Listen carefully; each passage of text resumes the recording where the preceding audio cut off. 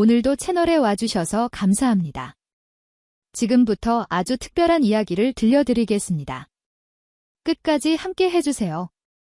2025년 7월 서울 대한민국. 한 청년 가수가 무대에서 퇴장하자마자 대기실로 달려갔습니다. 그가 손에 쥔 휴대전화 화면에는 단 한 줄의 메시지가 떠 있었습니다. 너의 비밀을 알고 있다. 조용히 해결하지 않으면 모두 공개하겠다. 그 순간 그의 심장은 요동쳤고 손끝은 얼어붙었습니다. 그날 밤 이후 그는 단 한 번도 편히 잠든 적이 없다고 고백했습니다. 무대 위의 웃음 뒤에서 시작된 침묵과 싸움, 그리고 세상을 놀라게 한 고백. 오늘 우리는 그 청년, 가수 정동원이 어떻게 피해자가 아닌 별표 자신의 이야기를 직접 써내려가는 사람 별표로 다시 태어났는지 따라가 보려 합니다. 그 순간 무슨 일이 벌어졌을까요? 서울 대한민국 여름의 열기가 가시지 않은 오후. 공연장 뒤편 메이크업 룸에는 땀 냄새와 향초 향이 섞여 있었고 스태프들은 분주하게 무대 동선을 점검하고 있었습니다. 조명이 켜졌다 꺼지며 리허설은 반복됐습니다. 그날도 정동원은 평소처럼 웃으며 팬들에게 손을 흔들었지만 마음 한구석은 점점 무거워지고 있었습니다. 스케줄은 숨 돌릴 틈이 없었습니다. 아침 라디오 생방송, 음악방송 사전 녹화, 팬미팅까지. 차창 밖으로 보이는 한강은 반짝였지만 그의 눈에는 모든 것이 흐릿하게만 보였습니다. 차 안에서 잠시 눈을 감으면 어젯밤 도착한 메시지가 다시 떠올랐습니다. 너의 비밀을 알고 있다. 그 한 줄이 하루 종일 그의 머릿속을 지배했습니다. 연습실로 들어서자 익숙한 피아노 소리가 들렸습니다. 그는 마이크를 잡았지만 목소리가 쉽게 나오지 않았습니다. 어깨에 힘이 잔뜩 들어가고 호흡은 짧아졌습니다. 옆에서 지켜보던 작곡가는 괜찮냐고 물었지만 그는 고개만 끄덕였습니다. 말하는 순간 눈물이 터질 것 같았기 때문입니다. 휴대전화는 여전히 낯선 번호에서 메시지를 보냈습니다. 내용은 점점 구체적이었고 이제는 돈을 요구하는 문장까지 등장했습니다. 그는 처음에는 장난이라고 생각했지만 이제는 더 이상 무시할 수 없었습니다. 화면을 꺼도 두려움은 꺼지지 않았습니다. 마치 보이지 않는 카메라가 자신을 따라다니는 느낌이었습니다. 저녁이 되어 공연장으로 이동하는 차 안 그는 창밖으로 스치는 네온 사인을 바라보며 깊게 숨을 들이마셨습니다. 오늘도 무대는 기다리고 있었고 그는 팬들에게 밝은 얼굴을 보여야 했습니다. 스태프는 파이팅을 외쳤고 인트로 음악이 시작되었습니다. 그는 무대 위로 걸어 나갔습니다. 조명이 그를 비추자 객석에서는 함성이 터져나왔습니다. 노래는 시작되었고 그는 모든 힘을 다해 노래했습니다. 무대 위에서만큼은 잠시 메시지를 잊을 수 있었습니다. 그러나 무대가 끝나고 대기실로 돌아오자 또다시 휴대전화가 울렸습니다. 화면 속 문장은 이번에도 짧고 단호했습니다. 그는 숨을 크게 들이마셨습니다. 두려움이 온몸을 휘감았지만 이제는 도망칠 수 없다는 사실을 깨달았습니다. 그날 이후 그의 삶은 달라졌습니다. 웃음 뒤에 두려움을 숨겨야 했고 잠들기 전마다 같은 문장이 머릿속에 떠올랐습니다. 그는 자신이 더 이상 어제의 자신이 아니란 사실을 느꼈습니다. 그리고 그날 밤 늦게 모든 시선이 집중된 순간 발표가 시작됐습니다. 서울 대한민국의 새벽, 포털 사이트의 메인 화면이 순식간에 바뀌었습니다. 굵은 제목과 짧은 문장이 수많은 사람의 시선을 붙잡았습니다. 국내 보도에 따르면 MBN 2025년 9월 11일 정동원이 2023년 1월 경남 하동에서 면허 없이 차량을 운전한 영상이 존재했고 그 영상으로 인해 2025년 3월부터 협박을 받아왔다고 전했습니다. 범인들은 휴대전화를 훔친 뒤 5억 원을 요구했고 실제로 일부 금액이 넘어갔다가 경찰 수사로 검거되었습니다. 강남경찰서는 그가 혐의를 인정하고 조사를 마쳤으며 사건은 검찰에 송치되었다고 밝혔습니다. 기사는 순식간에 실시간 검색어 상위권에 올랐습니다. 새벽부터 휴대전화 알림이 폭주했고 팬카페와 SNS에는 수천 개의 댓글이 쏟아졌습니다. 누군가는 아직 어린 나이에 저지른 실수라며 용서하자고 했고, 또 누군가는 협박범들이 먼저 책임을 져야 한다고 목소리를 높였습니다. 온라인은 뜨거웠지만 정작 그는 침묵 속에 앉아 있었습니다. 그날 오전 그는 연습실 문을 열었지만 평소보다 훨씬 무겁게 느껴졌습니다.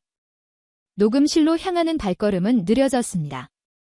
헤드폰을 쓰자마자 가슴이 쿵 내려앉는 소리가 들렸습니다. 목소리를 내기 전에 눈물이 먼저 차올랐습니다. 매니저는 잠시 쉬자고 했지만 그는 그대로 녹음 버튼을 눌렀습니다. 노래를 시작하면 잠시라도 현실을 잊을 수 있었기 때문입니다. 하지만 가사는 자꾸 끊겼고 음정은 흔들렸습니다. 마음속에서 협박 메시지가 계속 울리고 있었습니다. 오후가 되자 기자들의 전화를 받기 시작했습니다. 소속사 회의실에는 긴장감이 돌았습니다. 벽시계 초침 소리가 크게 울렸고 담당자는 최대한 빠르게 공식 입장을 정리했습니다. 사실관계는 숨기지 않고 밝히되 법적 절차는 예정대로 진행한다는 방침이었습니다. 그는 조용히 고개를 끄덕였습니다. 이제는 피하지 않고 직접 말해야 한다는 생각뿐이었습니다.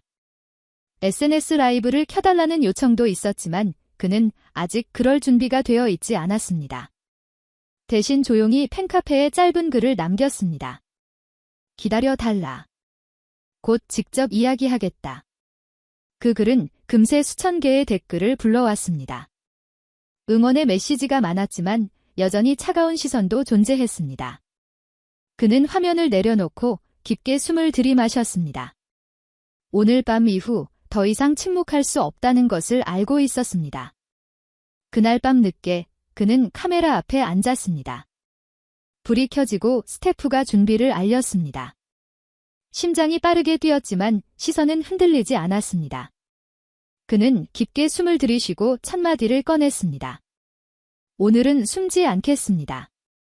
그 순간 방 안의 공기가 바뀌었습니다. 마이크에 담긴 목소리는 떨렸지만 단호했습니다. 그리고 그 목소리는 곧 세상으로 전해졌습니다. 하지만 진짜 반전은 아직 남아 있었습니다. 서울 대한민국의 밤, 비가 그친 거리 위로 가로등 불빛이 반짝였습니다. 그는 공연이 없는 날이면 조용한 골목 끝 작은 작업실로 향했습니다. 불이 켜진 방 안에서 그는 컴퓨터 앞에 앉아 가사를 적기 시작했습니다.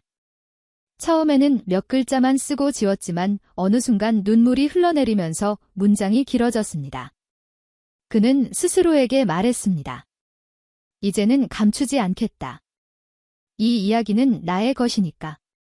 그는 심리상담을 시작했습니다. 상담실의 소파에 앉아 처음으로 그날의 기억을 끝까지 꺼내 놓았습니다. 상담사는 차분히 질문했고 그는 한 줄 한 줄 대답했습니다. 두려움은 모양을 가졌고 더 이상 미지의 그림자가 아니었습니다. 이름을 붙인 순간 그것은 견딜 수 있는 무게가 되었습니다.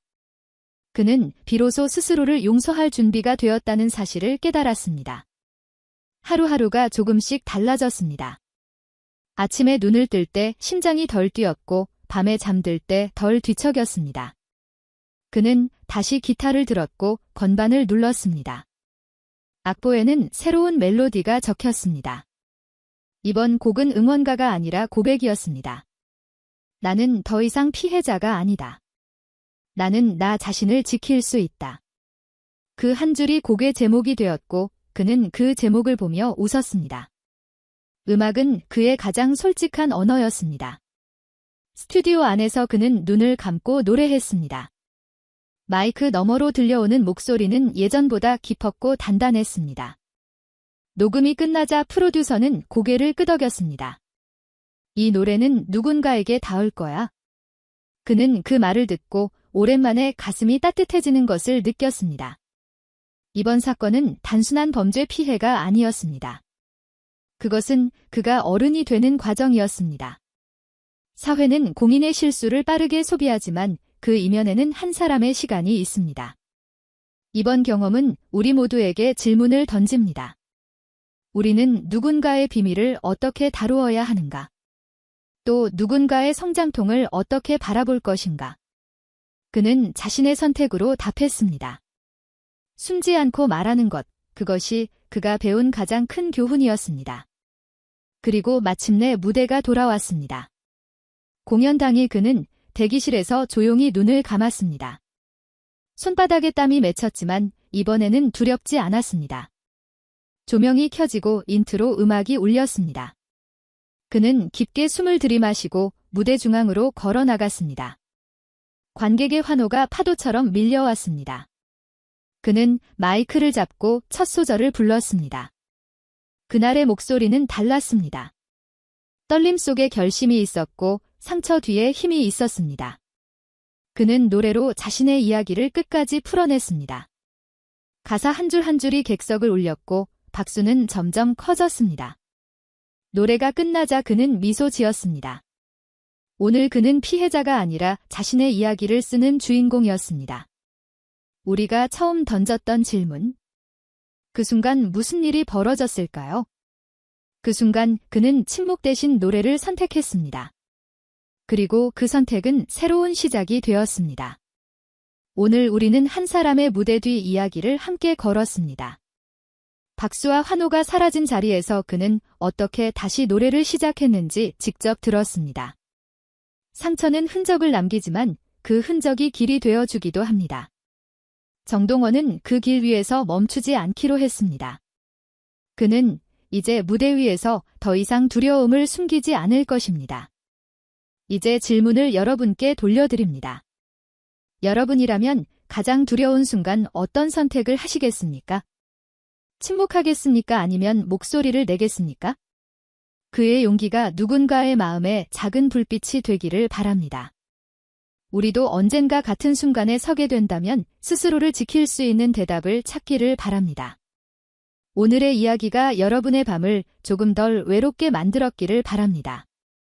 듣고 싶은 이야기나 나누고 싶은 생각이 있다면 댓글로 남겨주세요. 좋아요와 구독은 저희가 더 깊은 이야기를 준비하는 데 큰 힘이 됩니다.